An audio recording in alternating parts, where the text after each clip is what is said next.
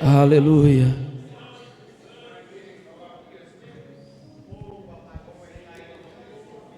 Graças a Deus, louvado seja o Senhor. Quero então levar ao teu coração nessa noite uma reflexão da palavra do Senhor sobre esse tema, meu amor. Começo lendo com você dois textos bíblicos, Deuteronômio capítulo 6, verso 5, e depois Marcos 12, do 8 até o 30. Graças a Deus. Deuteronômio capítulo 6, verso 5, a palavra do Senhor diz assim: ame o Senhor, o seu Deus, de todo o seu coração, de toda a sua alma e de todas as suas forças. Marcos capítulo 12, do 28 ao 30. Do 28 ao 30 diz assim: um dos mestres da lei aproximou-se e os ouviu discutindo. Notando que Jesus lhes dera uma boa resposta, perguntou-lhe: de todos os mandamentos, qual é o mais importante? Jesus respondeu: o mais importante é este: ouve, ó Israel, o Senhor, o nosso Deus, o Senhor é o único Senhor. Ame o Senhor, o seu Deus, de todo o seu coração, de toda a sua alma, de todo o seu entendimento e de todas as suas forças. Amém. Glórias a Deus por essa palavra. Louvado seja o Senhor. Uma coisa é quando o Senhor usa a palavra sobre o maior, e nós temos na Bíblia também, eu tenho que citar isso para vocês, o mais importante. Jesus diz: ame ao Senhor Deus de todo o teu coração e ao próximo como a ti mesmo. Mas ele fala aqui, ele pergunta, qual é o maior? O maior é amar o Senhor, o seu Deus, de todo o teu coração, de todo o teu entendimento, todas as suas forças. Meu amor. O próprio título já nos leva a uma reflexão: qual é o meu amor? Agora eu vou melhorar. Quem é o meu amor? Eu não quero aqui jogar um dedo no teu rosto e dizer para você quem é o seu amor, não. Essa palavra é para mim também. Quem é o meu amor? Qual é o meu amor? Aparentemente esse título pode até dar uma conotação meio romântica, já que na última sexta-feira, nós tivemos Dia dos Namorados, e é propício esse tema. Nós precisamos entender, irmãos, que o Senhor Jesus, quando esteve na terra, Ele fez uma coisa que estava bem difícil para a humanidade, que era estabelecer as prioridades. Jesus Cristo, quando Ele vem na terra, Ele deixa bem claro que o maior, o mais importante, aquilo que deve ser mais relevante nas nossas vidas, chama-se o Senhor Deus, o nosso Pai. Jesus deixou isso bem claro. Um problema é que a humanidade não conseguia resolver isso. Cada hora que a humanidade conseguia conquistar alguma coisa, aquilo se tornava tão grande, que daqui a pouco aquilo se tornava o Deus. E aí Jesus vem e diz assim: olha, eu sou agora homem como vocês, humanidade como vocês, e vou estabelecer aqui quais são as suas prioridades. Eu quero começar então lendo com você Gênesis capítulo 22, o verso 2. Leia comigo, Gênesis capítulo 22, o verso 2. Diz assim: então disse Deus: tome seu filho, seu único filho, Isaque, a quem você ama, e vá para a região de Moriá, sacrifique-o ali, como holocausto num dos montes que lhe indicarei. A quem você ama. Pode colocar agora a primeira frase que eu pedi para vocês aí, pessoal da mídia. Prestem atenção, o que o Senhor está dizendo aqui, num avanço já da história. Primeiro o Senhor dá uma promessa para Abraão, algo que Abraão queria muito, gostaria muito de ter. O Senhor diz: eu vou te dar, pode passar o tempo que for, Foi muito tempo, né, gente? Mas ele recebeu. Ele recebe a promessa. O menino chega quase ali na pré-adolescência. E esse menino então se torna a alegria do seu pai. Esse menino então toma o coração do seu pai e enche o seu pai de alegria, enche a sua casa de alegria.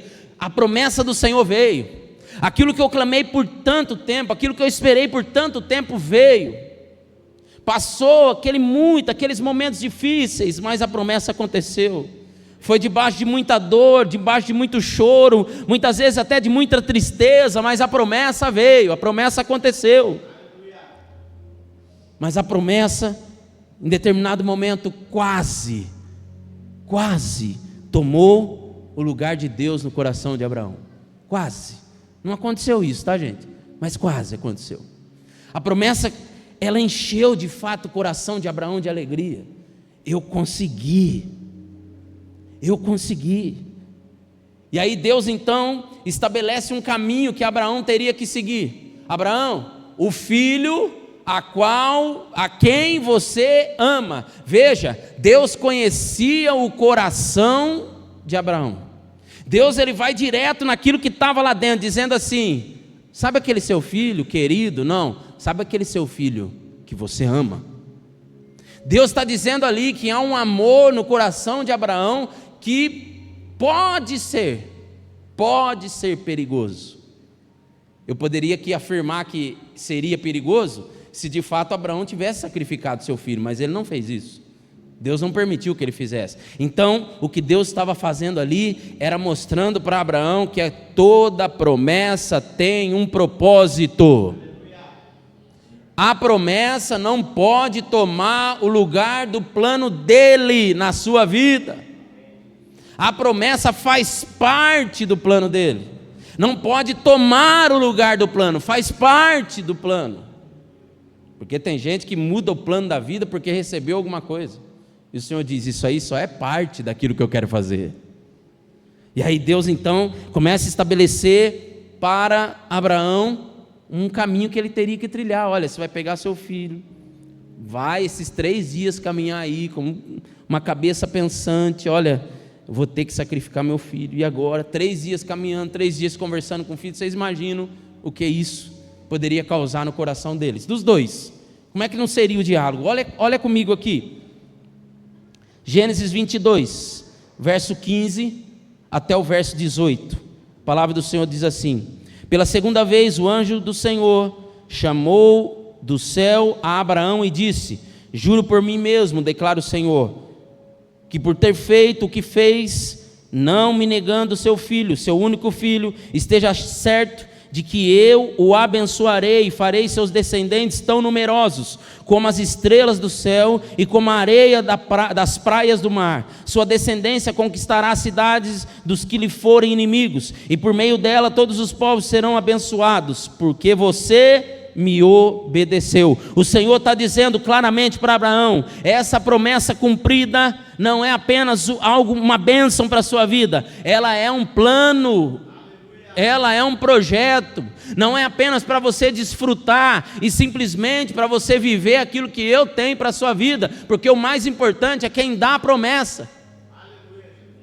Olha o que o Senhor fala para ele, gente: gerações serão abençoadas. Esse era o plano.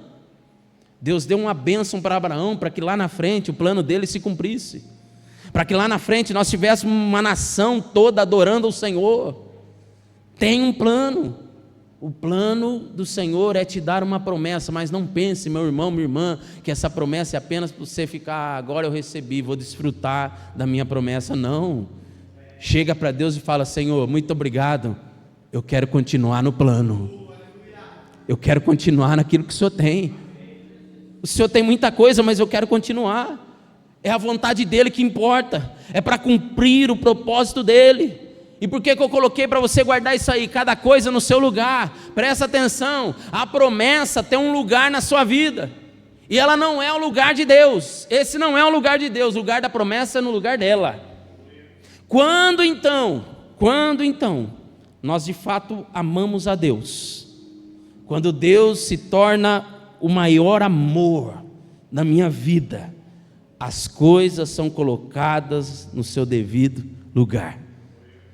Presta atenção, quando Deus vai para o primeiro lugar, as outras coisas começam a se encaixar. O problema é que quando o filho, a promessa, vai para o primeiro lugar, as coisas começam a ficar meio perdidas. Aí o que o Senhor faz? Espera aí, que eu vou consertar esse negócio, nós vamos dar prioridade aqui, vamos colocar Deus em primeiro. Aí Deus então explica para Abraão como é que ele ia fazer. Você vai fazer isso, ó. Infelizmente, Abraão, nós vamos ter que dar um jeitinho de colocar o teu Deus em primeiro lugar. Então me entrega a tua promessa, porque ela está quase ficando no primeiro lugar da sua vida.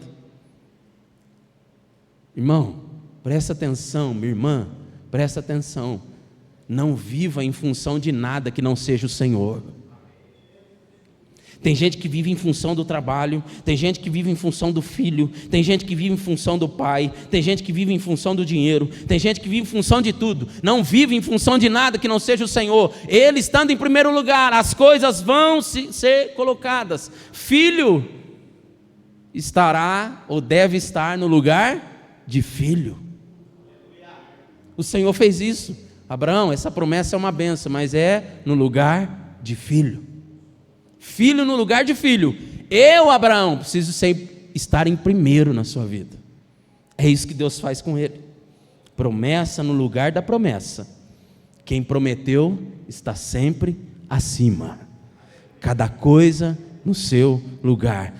Ajuste o seu nível de entrega, de amor ao Senhor. Verifique no teu coração se de fato o Senhor é o maior amor da sua vida. Porque quando Ele for o maior amor da sua vida, fique em paz, que as outras coisas vão se encaixar, vão se acertar. Amém, meus queridos? Vamos aplaudir ao Senhor por isso.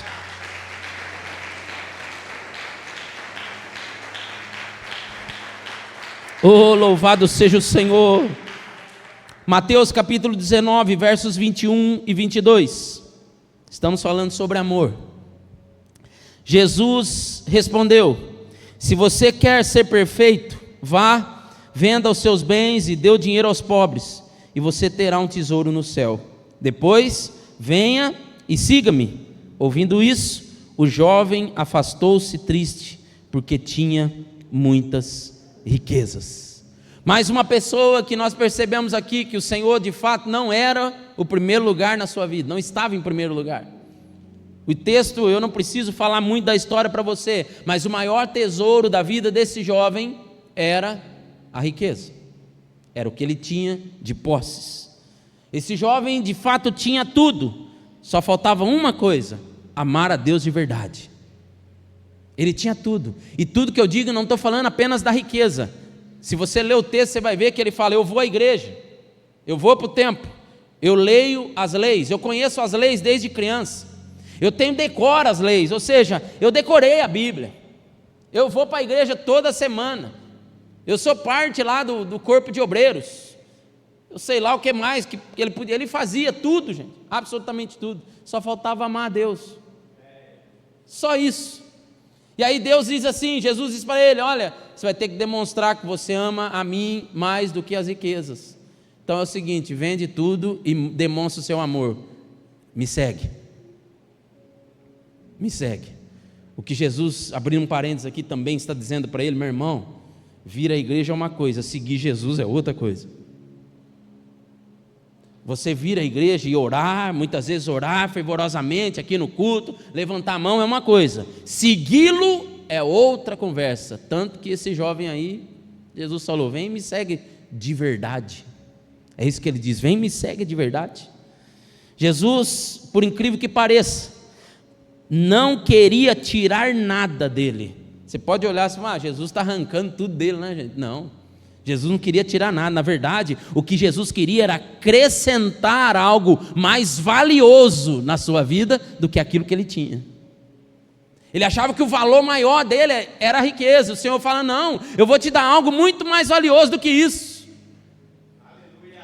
Tem gente que olha e fala: Jesus queria deixar o jovem rico com um jovem pobre. Não, gente, pelo contrário, a maior riqueza é ter Jesus. É ter Jesus, como já dizia numa música bem antiga o cantor Álvaro Tito. Riqueza é o nome da música. A maior riqueza é ter Jesus. E o que Jesus estava fazendo com esse jovem é o seguinte: vamos acrescentar um negócio mais valioso, que essa riqueza aí não vai valer mais nada. Vou colocar algo no teu coração. O que Deus estava mostrando para ele era mais ou menos o que Deus mostrou para Abraão: tem um melhor caminho para você seguir. 1 Timóteo capítulo 6, verso 10, um texto bem conhecido, a palavra diz: pois o amor ao dinheiro é a raiz de todos os males. Algumas pessoas, por cobiçarem o dinheiro, desviaram-se da fé e se atormentaram a si mesmos com muitos sofrimentos. O que Jesus estava dizendo para ele: olha, eu estou te mostrando um caminho que lá na frente poderia dar um problema se você continuar nesse caminho aí. Agora eu vou mostrar para você que tem como você se livrar de muitos males. Me coloque como primeiro na sua vida. Você vai ser livre disso. Agora pode mudar a frase aí. Cuidado, presta atenção, se você não guardar muita coisa, guarde isso. As coisas que nós temos, muita coisa que nós temos, é o mundo que valoriza. Mas a melhor coisa que você pode ter é aquilo que Deus valoriza. O que esse jovem tinha, todo mundo valorizava. E até hoje, se esse jovem estivesse aqui, olha o status dele, olha a roupa dele, olha o jeito que ele fala, olha o jeito que ele anda, olha o jeito dele. Pô, esse cara deve ser rico, hein? Quem aqui reconhece um rico de longe? Levanta a mão. Só, gente, vocês são mentirosos, hein? Duvido que se não olhar de longe, esse aí deve ser rico. Pode até não falar, mas pensar, pensa. Esse jovem era essa pessoa, mas era uma enganação. Por quê? Porque ele tinha o que todo mundo valorizava e não o que Deus valorizava. Jesus está dizendo: eu vou colocar algo em você que tem um valor, que olha, o reino espiritual vai reconhecer, e não apenas as pessoas. E eu repito o que eu já falei várias vezes: Deus não queria deixar o jovem rico pobre. Ele não falou isso para ele. Ele só falou o seguinte: tira o teu coração disso, porque isso que você está aí, o teu coração não importa. Irmãos, é difícil saber qual foi o fim desse jovem? Não é, né? Não se fala mais dele. Não se fala, falou aqui e acabou. Ele se aproximou de Jesus. Gente, olha a oportunidade que esse jovem teve, coisa que eu e você estamos aqui servindo a Deus, não tivemos essa oportunidade que ele teve. Ele teve a oportunidade de chegar perto de Jesus, ter Jesus falando diretamente com ele, e mesmo assim ele preferiu aquilo que Deus não valoriza. Tenha o que Deus valoriza. Começa a fazer uma varredura na sua vida. Senhor, o que é que tem na minha vida que o Senhor valoriza? E para alguns, você pode começar, se a coisa estiver bem feia mesmo, você pode começar com a pergunta um pouco diferente: Senhor, o que não tem na minha vida que o Senhor valoriza? O que está faltando, Pai? Porque eu dou valor, gente, se você observar o sistema de hoje, a mídia de hoje, a rede social de hoje, tudo que você for fazer hoje no mundo, cada ambiente vai dar valor para uma coisa. No ambiente corporativo, vamos fazer uma festa da empresa, festa lá, vai todo mundo em volta do chefe. Não é assim, gente? Vai todo mundo na festa da empresa, todo mundo ali, em volta, porque vai que eu consigo alguma coisa, de repente. Ali, todo mundo valoriza uma coisa. Na família, de repente, tem famílias grandes, aí quando se reúne, já sabe, o que é que tem mais valor naquele lugar. E Deus está dizendo: me coloque como o primeiro da sua vida, eu sou o teu amor.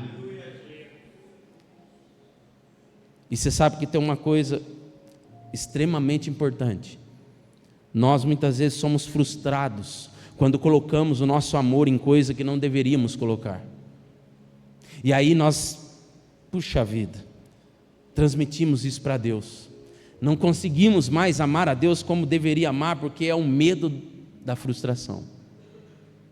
Deixa eu deixar bem claro para você: Deus, Ele amou até quem não está nem aí para Ele. Então, se você esboçar isso aqui, de amor a Ele, pode ter certeza, Ele não vai te decepcionar. Coloque Ele em primeiro lugar, Ele não vai te decepcionar. Eu não posso ser mais verdadeiro do que isso, e talvez até não possa ser mais simples do que isso. Deus não frustra ninguém. E parece que esse jovem saiu frustrado. Mas por quê? O amor dele não era o Deus que ele disse que servia. Não era. E mais um exemplo bíblico. Livro de Jó, capítulo 42, verso 5. Jó 42, verso 5. Meus ouvidos já tinham ouvido a teu respeito, mas agora os meus olhos te veem. Ou, como está na versão aqui, é melhor, né? Eu te conhecia de ouvir falar, mas agora os meus olhos te veem. Irmãos, esse texto fala muito comigo, mas muito mesmo, e é apenas um versículo bíblico. Por quê? Porque, eu não sei você, mas eu já me vi nessa situação, de estar na igreja, de ouvir a palavra, até mesmo de ler a Bíblia, de fazer plano bíblico de leitura, de ler a Bíblia em não sei quanto tempo, de orar todo sábado de manhã, orar, isso, participar do ministério de música da igreja, liderar, até mesmo liderar algum ministério, ouvindo falar do Senhor, apenas ouvindo, até que um dia o Senhor me deu uma chacoalhada, em que eu me vi então prostrado, e naquela experiência, o Senhor falou, chegou a hora mesmo de você ter uma experiência que não é o testemunho de outro, é o seu testemunho, é a sua vida. Jó era um homem diferenciado, tanto que o próprio Deus, quando fala com Satanás, ele fala, tem visto meu servo Jó? Deus fala isso para o próprio diabo, gente. Só que a pergunta que era, diante desse texto, o que é que tinha, ou que não tinha na vida de Jó, que o impedia de ver a Deus? Porque o texto é claro, agora os meus olhos te veem. Quer dizer que antes como é que era? Será que ele via Deus de verdade? Não estou dizendo que ele era um herege, não estou dizendo que ele era um perdido, não estou dizendo disso, estou dizendo que a experiência dele era uma antes, e por esse texto se tornou outra depois. O que é que tinha? O que estava de fato em seu coração? Olha o que diz o texto de Jó, capítulo 1, verso 1 até o verso 5. Na terra de Uz vivia um homem chamado Jó. Era um homem íntegro e justo, temia a Deus, evitava o mal. Tinha ele 7 filhos e 3 filhas, e possuía 7.000 ovelhas, 3.000 camelos, 500 parelhas de boi e 500 jumentos, e tinha muita gente a seu serviço. Era o homem mais rico do Oriente. Seus filhos costumavam dar banquetes em casa, um de cada vez. Haja banquete, hein, gente? O texto deixa bem claro, não é um banquete para toda a família, é um banquete para cada filho. Olha o negócio. Muito bem, de cada vez, e convidavam suas 3 irmãs para comerem e beberem com eles. Terminando o período de banquetes, Jó mandava chamá-los e fazia com que se purificassem. De madrugada, ele oferecia um holocausto em favor de cada um deles, pois pensava, talvez os meus filhos tenham lá no íntimo pecado e amaldiçoado a Deus. Essa era a prática constante de Jó. Eu não vou me ater aqui a uma interpretação muito aprofundada disso tudo que Jó pensava, disso tudo que Jó fazia, mas uma coisa é certa, a vida dele era uma antes do sofrimento, e passou a ser outra depois do sofrimento, porque é o texto que nós lemos no começo. E aí eu digo para vocês, será que eram os filhos que não deixavam Jó de fato ver a Deus? Ou será que era a riqueza? Ou será que era o poder? Não sei, será que é a forma de vida dele? Não dá para a gente saber, gente. Isso não está claro na Bíblia, não está explícito. Sabe por que é difícil da gente saber? Porque o texto diz que Jó orava, Jó fazia o seu culto de entrega ao Senhor, né? Resumindo aqui, trazendo para o nosso tempo, Jó ia à igreja para entregar o seu melhor a Deus, ele fazia isso. Jó tinha uma vida estável, era isso que Jó tinha, uma vida estável. Eu não posso dizer que a estabilidade de Jó estava talvez cegando ele de ver a Deus. Repito, eu não posso dizer isso, mas eu sei de uma coisa, que a estabilidade, a mornidão é um perigo. Isso a Bíblia fala que é. Isso a Bíblia diz que é.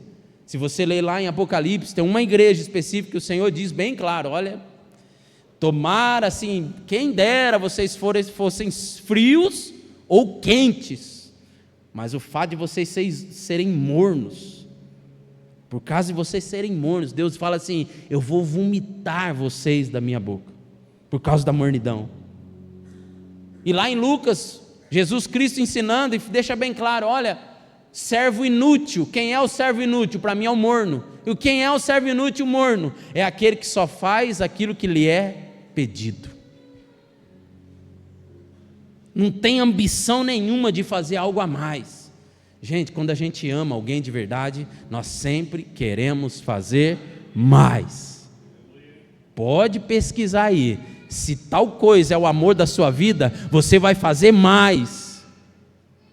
Se no ano passado eu entreguei um botão de rosa, é porque eu amo muito ela. Esse ano eu entreguei meia dúzia de rosa.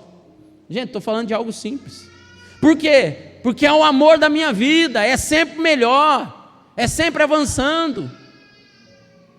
Se no ano passado eu fiz A, esse ano eu vou fazer A ao quadrado, elevado à 10ª potência, sei lá. Por quê? Porque é o amor da minha vida. Cuidado com a instabilidade, irmão. Cuidado com a rotininha. Não, pastor, eu dedico todo dia 5 minutos para o Senhor. Todo dia, pastor, 5 minutos. Ô, irmão, eu duvido que você dedica mais tempo para o patrão da tua empresa do que para Deus. Tenho certeza que você fica mais de 5 minutos falando com ele. Ou alguém lá da tua empresa, alguém que você convive, você dedica mais tempo para alguma pessoa do que o Senhor. Será que não é um amor da sua vida? Será que só 5 minutos mesmo? Estou dando um exemplo aqui, tá, gente? Porque tem gente que não entrega nada, não é nem 5 minutos, é nada, quando dá, ô maridão, chega para tua esposa e fala isso: quando der, eu vou te dar um abraço, quando der, eu vou falar que amo você, quando der, eu vou te comprar um presente. Vai nessa, irmão, de quando der. Quando você vai chegar uma hora, ela não vai estar mais lá para você falar isso. Não existe uma mulher que vai suportar isso. Não faça isso, irmão. A Bíblia diz então que Jó era temente a Deus, mas será que faltava algo? Aí você vai ver a conversa de Deus com Jó, que começa a partir do capítulo 38. Deus começa então a pegar Jó de jeito. Deus começa a falar: ô Jó, está difícil aí, Jó? Está complicado a sua vida aí? É, Deus, olha o jeito que eu estou com umas feridas aqui, estou me coçando com um caco de telha, porque está tão complicado. Eu perdi meus filhos, perdi minhas filhas, perdi minha riqueza, perdi tudo que eu tinha, os animais, a fazenda, tudo que eu tinha. Aí Deus: que dureza, hein, Jó? Puxa vida, você perdeu tudo isso. Aí Deus começa dizendo assim: viu, Jó, onde você estava quando a cabra montês dava a luz aos seus filhos? Gente, a cabra montês é uma cabra que vive em montes, que é praticamente um lugar inabitável, ou seja, pessoas não conseguem viver lá, só a cabra. E ela dá a luz a filhos, sozinha. Não tem um homem lá, não tem um veterinário, não tem nada, ela dá a luz lá sozinha. Ela se multiplica. E Deus chega para Jó e fala: e aí, Jó, onde você estava? Onde você estava, Jó? Quando o universo e todos esses lumiares, né, os astros, as estrelas foram colocados no céu, você estava onde, Jó? Puxa vida, que vida difícil a sua, hein? Deus então começa a dar um sermão divino mesmo, de respeito para ele. Aí eu falo para você: puxa vida, nesse diálogo dele com Deus, Deus está dizendo assim: o sofrimento para você, Jó, é uma oportunidade que você está tendo de agora conversar comigo. Porque a Bíblia não fala que Jó conversava com Deus todo dia, mas naquele sofrimento parece que abriu assim um portal assim, que agora Deus está falando com ele direto. Deus está dizendo, sendo claro, há um diálogo. Há um diálogo, no sofrimento há um diálogo mais reto, mais direto. Irmão, irmã, alguns sofrimentos que nós passamos, na verdade não são para nos destruir, são muitas vezes para revelar alguma coisa. Revelar. Talvez Jó, ele não conseguia mesmo ver a Deus. Mas o sofrimento fez com que isso fosse de fato revelado. Está aqui, eu sou Deus a quem você serve, Jó. Você lembra daqueles holocaustos? Você lembra daquelas entregas? Você lembra daqueles momentos? Então, é para mim, Jó, que você fazia. É para mim. Meu irmão, que poder. Jó, faltava só uma coisa para ele. Ele tinha tudo, só faltava uma coisa para ele: saber quem era o Deus que ele estava servindo de verdade. Quantos de nós já passamos por isso, gente? Anos e anos na igreja, anos e anos servindo a Deus. Pode mudar a frase aí, por favor. Deus muitas vezes vai utilizar o sofrimento para tirar de nós aquilo que não devemos ter. Não devemos ter. E ao mesmo tempo, nesse sofrimento, Deus começa então a colocar em nós aquilo que nós deveríamos ter. Jó tinha uma vida estável de adoração. Jó tinha de repente um plano religioso certinho. Deus então, o que ele faz? Ele tira a religião de Jó e coloca o relacionamento direto dele com Deus. Tanto que Jó chega para Deus e fala: eu ouvi falar do Senhor através dos meus avós, dos meus pais e bisavós da minha geração que me passou, que passou. Agora eu sei quem é o Senhor. Jó talvez tinha ouvido falar de Enoque, Jó talvez tinha ouvido falar de Moisés, Jó talvez tinha ouvido falar de um monte de gente, sei lá de quem tanto que ele possa ter ouvido, mas agora você não precisa mais só de ouvir os outros, agora você sabe quem é o Deus de Elias, quem é o Deus de Enoque, quem é o Deus de Moisés, quem é o Deus de Abraão, quem é o Deus de... Você sabe quem é esse Deus. Irmão, esse Deus está aqui hoje. É fácil da gente transformar a nossa mente. Como pode? O Deus que estava lá, o Deus que falou com Jó, fala com a gente hoje. Pode falar conosco hoje. Louvado seja o Senhor. Então presta atenção, quando a situação começar a apertar, quando a coisa começar a ficar meio arrochada, o Senhor pode estar colocando em você algo que você não tinha, e pode ao mesmo tempo estar tirando de você algo que deveria ser tirado, que no momento normal não tem jeito, O sofrimento, meu irmão, eu ouvi uma vez um pregador dizer isso: muito sofrimento é anestesia para a cirurgia de Deus, viu?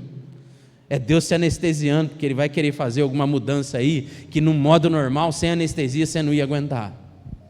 Mas no sofrimento, quantos aqui, gente, que no sofrimento falam: não, Senhor, eu faço tudo que o Senhor quiser, tudo que o Senhor quiser eu faço, para parar com isso, para acontecer isso. Quantas vezes, irmão, eu mesmo já falei isso. Lembro uma vez que eu estava lá, alguns já sabem da história, estava lá no hospital, chorando na sala de espera. Meu Deus, a médica disse que ela vai morrer, a médica disse que não tem jeito, a médica disse que não sei o quê, a médica, eu li, Senhor. E aí no meu sofrimento eu falava assim: Senhor, tira a dor dela e coloca em mim, Pai, livra ela e coloca em mim. Gente, uma pessoa no modo normal não vai fazer isso, gente, só no sofrimento. Deus está anestesiando mesmo, para chegar a hora de você falar: agora eu aceito, Pai, pode mandar. Já está tudo estrupiado mesmo, Então pode, manda, Senhor, manda. Quando nós então amamos ao Senhor, nós então elevamos o nosso nível de relacionamento com Ele. Os sofrimentos começam a revelar se de fato nós amamos a Ele de verdade. Amém? Vamos aplaudir ao Senhor mais uma vez.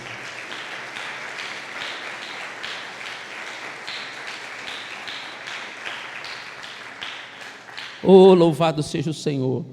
E agora eu quero encerrar com 3 direções ao seu coração.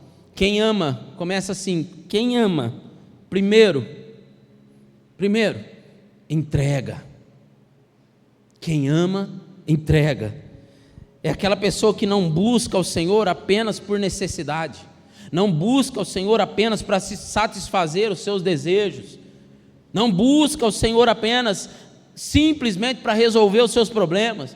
Texto de Mateus 6, buscai primeiro o reino de Deus e as outras coisas, ou melhor dizendo, né, em algumas versões, e estas coisas vos serão acrescentadas. Que essas coisas, as coisas que ele diz no versículo anterior, as suas necessidades serão supridas. Irmão, só busca o reino de Deus em primeiro lugar quem ama, só quem ama. A verdade é essa. Se o texto diz que ele vai suprir, ele vai suprir. Entenda que não é sobre buscar a Deus, é sobre se entregar a Ele. Se entregar, porque buscar a Deus, meu irmão, tá bom. Quantos de nós já dobramos o nosso joelho? Quantos de nós já fizemos um propósito de fim de ano e não cumprimos? Isso é buscar a Deus, gente. Fazer um negócio, não, esse ano eu vou, não, amanhã eu vou fazer, não, porque essa madrugada eu vou orar, não, porque, gente, quantos de nós, isso é buscar a Deus, eu vou buscar a Deus, mas chega na hora a gente não faz. Isso é buscar a Deus. Agora, se entregar a Ele é totalmente diferente. Não tem escapatória, não tem jeito. Se eu falei que eu vou, por quê? Porque é inteiro, eu sou inteiro dele. Minha vida inteira é dele. Oh, aleluia, pode mudar a frase. Outra coisa, quem ama evita o pecado por amor. Gente, ainda existe pessoas que não pecam com medo de ir para o inferno, gente. Você não deve pecar porque você ama a Deus, não porque você tem medo de ir para o inferno. É por amor a Ele. Eu não faço uma coisa errada contra a minha família porque eu amo a minha família. Eu não vou trair a minha esposa. Por que eu não vou trair a minha esposa? Não, porque, vixe, meu Deus, ela me mata. Ô irmão, eu não vou trair a minha esposa porque eu amo ela. E Deus é a mesma coisa. Eu vou evitar o pecado, eu não vou pecar porque eu amo a Deus. Não é porque o pastor vai ficar bravo, porque a doutrina da igreja, é porque eu amo a Deus. Eu não faço isso porque o amor que eu tenho ao Senhor é muito maior. É muito maior, Ele está em primeiro de tudo. Então eu não quero entristecer o coração de quem eu amo. Quem ama não peca, não apenas pela consequência do pecado. Irmão, se você pecar, a tua vida vai ser destruída. É assim, a Bíblia diz, é separação de Deus. Separou de Deus, já era, não tem jeito. Mas onde está o amor a Ele? A maior força que você tem contra as suas tentações chama-se amor ao Senhor. Eu amo a Ele de coração. Oh, aleluia. E agora por último, 1 Coríntios capítulo 2, verso 9.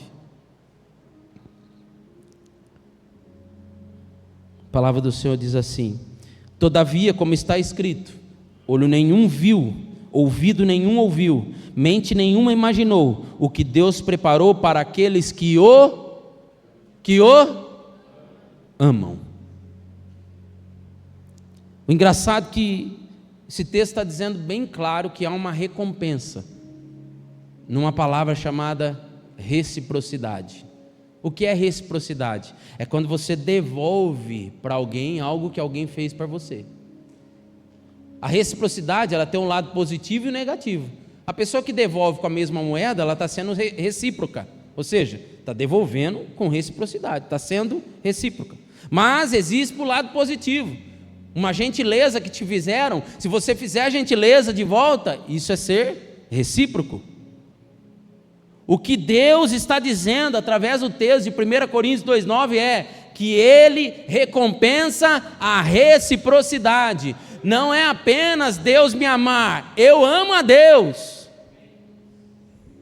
Não é apenas o Senhor demonstrar o seu amor para comigo, é eu demonstrar o meu amor para com Ele. E Ele está dizendo que recompensa. Ele ama, meu irmão, minha irmã, a todos, a todos. É claro que a graça de Deus alcança todo mundo. O texto de João 3,16 diz: Ele amou o mundo. O mundo é quem, gente? É todo mundo. Ou seja, Ele ama todo mundo. A pergunta é: será que todo mundo ama Ele? Não. Então aqueles que são recíprocos, aqueles que demonstram amor para com Ele, pode esperar, tem recompensa bíblica.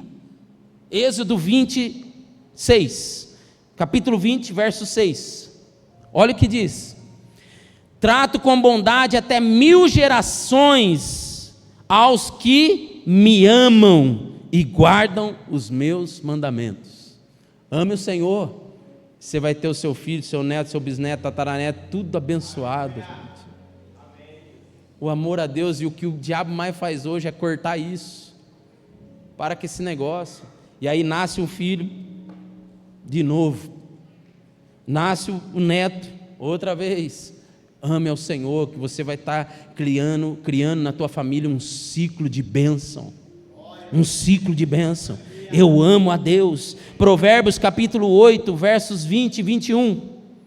Olha o que diz: ando pelo caminho da retidão, pelas veredas da justiça, concedendo riqueza aos que me amam e enchendo os seus tesouros.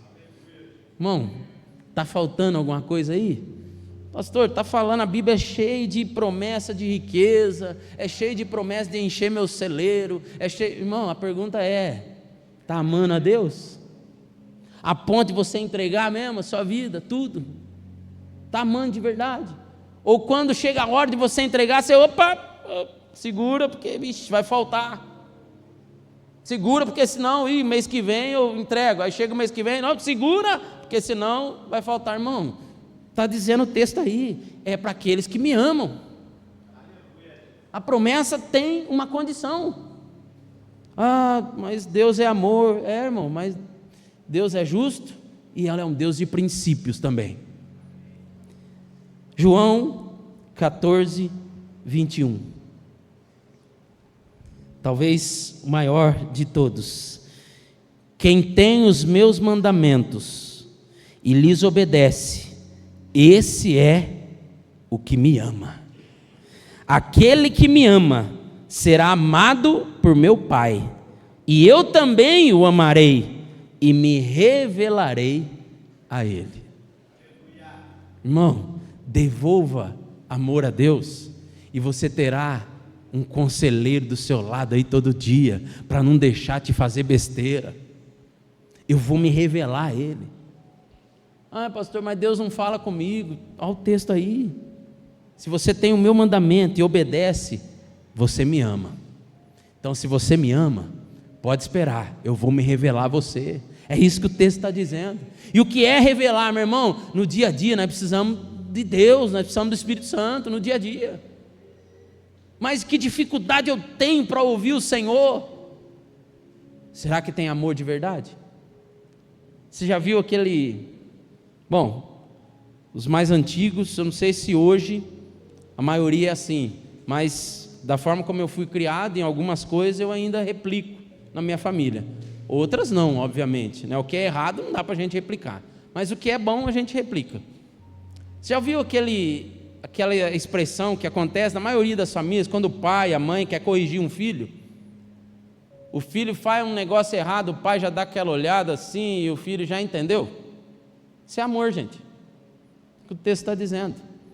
Irmão, você vai fazer uma besteira, olha para Deus. Se Ele dá uma olhadinha meio torta para você, ele fala: já não pode fazer isso aqui, meu Deus, estou fora. Isso é porque tem um relacionamento de pai e filho ali. Isso é porque tem uma relação recíproca de amor. O pai ama o filho ama o pai. Logo, o olhar se conecta e rapidinho cada um já sabe o que está acontecendo.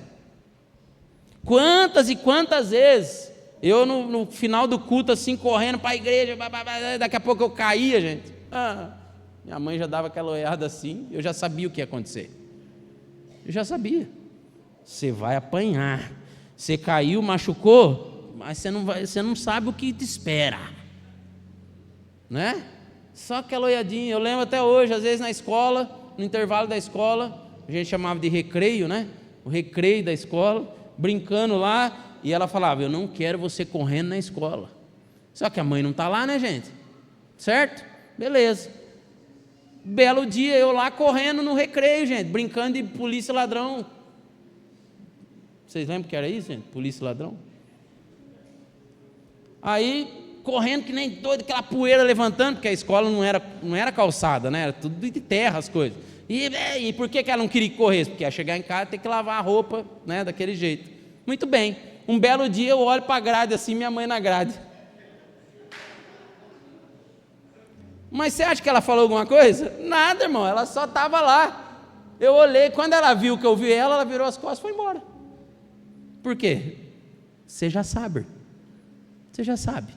Quantos de nós vamos assinar um contrato e o Espírito Santo está falando para você: ô meu querido, está tudo certo, mas não está certo. Porque no reino espiritual as coisas não se explicam. Está tudo certo, mas não está certo. Como é que eu explico isso? Está tudo correndo bem, mas não está bem. Mas como que eu explico isso, gente? É essa relação. Minha mãe só foi lá, só olhou, virou as costas e foi embora. O que ela foi fazer lá, né? Porque alguém vai dizer: o que ela foi fazer lá? Não pode fazer nada mesmo? Ah, mas espera, foi só um aviso. Foi só um aviso. E quantas vezes nós temos isso com Deus e... Irmão, coloca Deus em primeiro lugar, e o texto diz: eu vou me revelar a você, aonde você for eu estarei, a resposta que você precisa vai ser na hora, a hora que você precisar vai estar lá. E tem gente que: não, pastor, mas eu estou fazendo campanha, mas eu estou orando, e só falta uma coisa: amar a Deus sobre todas as coisas. Uma frase que eu já ouvi muito, que é aquele negócio: se você busca muito uma coisa na sua vida, cuidado, o teu amor pode estar ali. Teu amor pode estar ali. Eu não sei o que é que você tem buscado. Tem gente que ele é tão assim, ele não consegue entender isso, que ele dobra o joelho para orar a Deus, para pedir uma coisa, que Deus fala: não é isso. Não é isso. Tem gente que a oração dele é pautada principal num assunto, que é o sofrimento que ele está passando, é a vida que ele está vivendo, é o que ele está buscando. Irmão, Deus está dizendo assim: que tal quando você orar, você der mais atenção para mim? Isso é demonstrar amor, gente. Dá mais atenção para mim.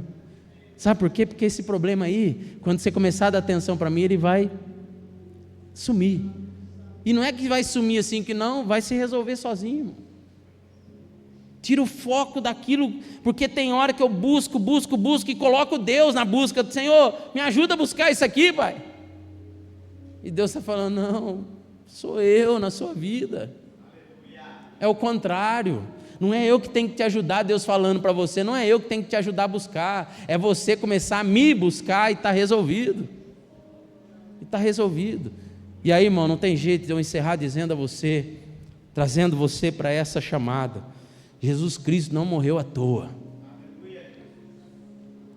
O fato de Jesus ter morrido na cruz é aquela ligação que nós temos de um dia então você poder ter o Espírito Santo do teu lado ali, porque Jesus diz o seguinte: depois que tudo aconteceu, Ele fala: olha, eu vou voltar para o céu porque é o meu propósito, mas eu vou deixar com vocês o Consolador, eu vou deixar com vocês o amigo fiel, eu vou deixar com vocês o Paráclito, eu vou deixar com vocês o Conselheiro, eu vou deixar com vocês.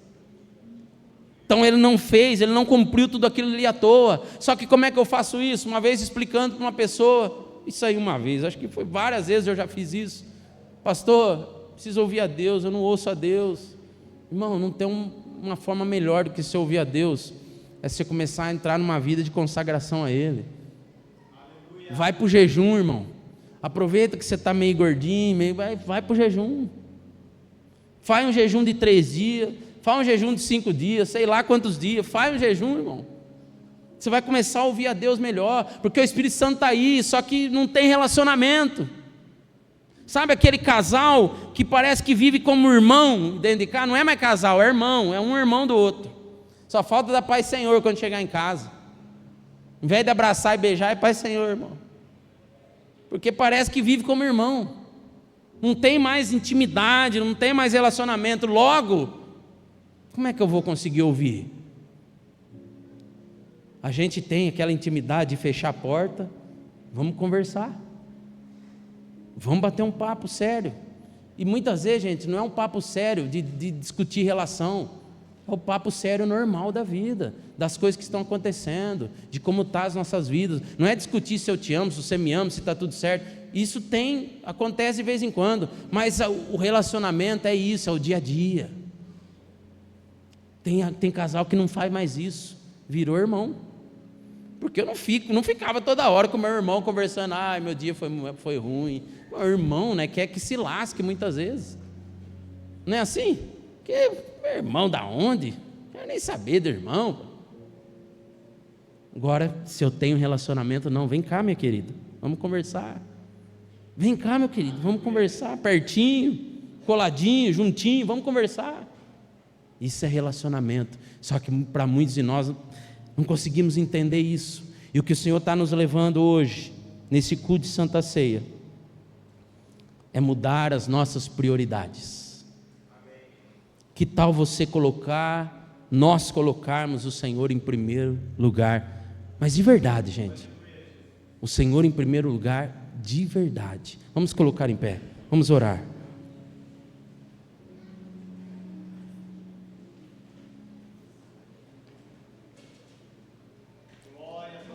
Oh, louvado seja o Senhor para sempre, aleluia. Pai, te agradecemos por esse tempo, por essa palavra, Deus, pelo amor que o Senhor tem demonstrado para cada um de nós aqui. Obrigado, Senhor, porque a tua morte ali na cruz, aquilo que o Senhor fez, Pai, é incomparável. Nós não temos, ó Deus, palavras para expressar essa demonstração de amor do Senhor para conosco. Obrigado, Jesus. Mas nós aqui nessa noite como igreja, queremos, ó Deus, reforçar que nós também te amamos, Senhor. O amor do Senhor para conosco não foi em vão e até hoje não é em vão, Pai, porque nós te amamos, ó Deus. E nós, ó Deus, reforçamos aqui hoje, mais uma vez, o nosso compromisso de não apenas dizer que nós te amamos, mas de demonstrar, ó Pai, que o Senhor não é um Deus apenas de resolver problemas, o Senhor é o Deus que nós amamos. O Senhor não é o Deus que vai nos dar muitas coisas, o Senhor é o Deus que nós amamos, Pai. O Senhor é o Deus que nós queremos nos relacionar, conversar, dialogar, estar ao lado, ouvir. Louvado seja o teu nome, Espírito Santo de Deus. Renova nessa noite, Pai. Estamos hoje aqui abrindo os nossos ouvidos, limpando toda a sujeira que estão nos impedindo de ouvir a tua voz, em nome de Jesus. Senhor, direciona ele para o jejum, Pai. Direciona ela para o jejum, para a oração, para algo mais profundo, para que o canal esteja livre para ouvir a tua voz, Espírito Santo. Deus, nós declaramos aqui que o Senhor está em primeiro lugar. Pai, não é o dinheiro, não é o meu trabalho, não é a minha empresa, não é a minha família, não é a minha casa, não é o meu relacionamento com a minha esposa, é o Senhor quem está em primeiro lugar, Pai.